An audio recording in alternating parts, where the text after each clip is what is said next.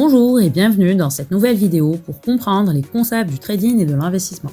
Dans cette capsule, tu vas découvrir qui peut investir dans les marchés financiers. Sache qu'il faut comprendre en quoi consiste l'investissement, qui peut investir, comment créer ton budget, quelles recherches réaliser avant d'investir et combien tu es censé investir au final. Découvrons tout cela ensemble. Qu'est-ce que l'investissement personnel ?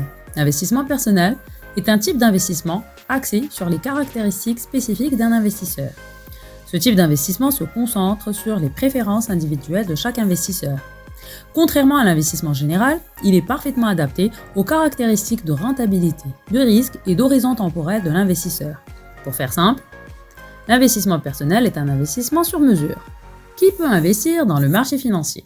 La bonne nouvelle, c'est que n'importe qui peut investir dans le marché financier. Il suffit de disposer d'une petite épargne pour commencer. Cette activité est ouverte aux particuliers, comme aux institutionnels et aux entreprises.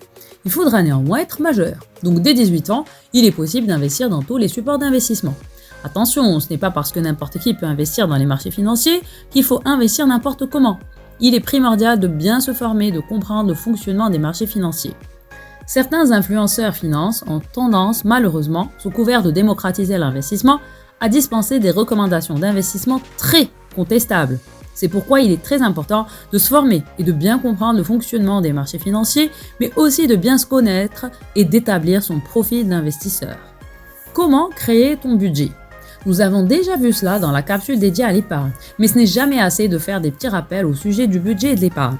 Pour bien établir ton budget personnel, le plus facile est de procéder par étapes. 1. Fais le point de tes ressources et de tes dépenses de l'année passée. 2. Établis des prévisions de revenus et de dépenses pour le mois, le trimestre, le semestre ou même l'année à venir. 3. N'oublie surtout pas de suivre régulièrement ton budget. Enfin, avant d'engager une nouvelle dépense, assure-toi de disposer des ressources nécessaires. Il faut savoir que le fait d'établir un budget te permet d'épargner plus facilement. Pour plus de détails là-dessus, tu peux revenir à notre capsule dédiée à l'épargne. Quelles recherches réaliser avant d'investir ? Connaissant tes préférences en termes d'horizon temporel, mais aussi en termes de risque et de rendement. Connaissant aussi tes priorités en termes de revenus, tu dois maintenant choisir l'instrument financier qui correspond le mieux à ton profil. Ne t'inquiète pas, nous allons dédier une capsule au choix des instruments financiers très prochainement. Une fois l'instrument financier choisi, que ce soit les actions, les taux, les devises, les OPCVM ou les crypto-monnaies, il faut pouvoir décider du titre à acheter. C'est-à-dire, si tu décides d'acheter des actions, laquelle ou lesquelles tu achèteras dans ton portefeuille personnel. Est-ce que ça sera Apple, Tesla, Doha, Marsa Maroc, BCP ou d'autres ? En tout cas, pour prendre cette décision, il faut faire une analyse fondamentale détaillée du titre que tu veux acheter. Et ce n'est pas tout. Il faut aussi définir quand acheter, ce qu'on appelle le market timing. Pour cela, il faut faire une bonne analyse technique ou chartiste. Ces deux analyses fondamentales et techniques ont déjà été traitées dans notre capsule dédiée aux techniques d'analyse du marché.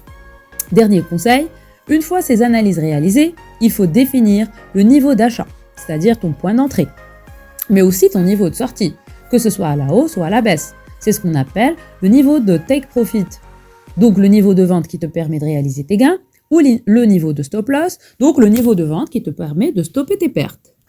Ces niveaux de sortie doivent être respectés quelle que soit l'évolution du marché après. La discipline est l'une des qualités majeures que doit développer tout investisseur. Combien dois-je investir ? L'objectif de l'investissement est de fructifier ton épargne. L'idéal est donc d'investir toute ton épargne tout en gardant une petite partie liquide, donc soit dans un compte sur carnet ou dans un instrument financier très liquide que tu pourras vendre rapidement pour faire face à une dépense imprévue et extrême. En investissant toute ton épargne, tu ne seras pas tenté de la consommer et tu vas la fructifier. Toutefois, il ne faut pas investir tout ton épargne dans un seul instrument financier. Il faut diversifier au maximum, comme l'a si bien dit Burton Malkiel. Diversifiez votre portefeuille en investissant dans divers titres, diverses classes d'actifs, divers marchés et à diverses périodes. Au final, tout le monde peut investir dans le marché financier. Il suffit de bien maîtriser les instruments financiers et les différentes analyses à mener pour faire de bons choix d'investissement en adéquation avec ton profil d'investisseur. Merci de nous avoir suivis et n'oublie surtout pas de t'abonner à nos différents réseaux sociaux Instagram, YouTube, LinkedIn et Facebook.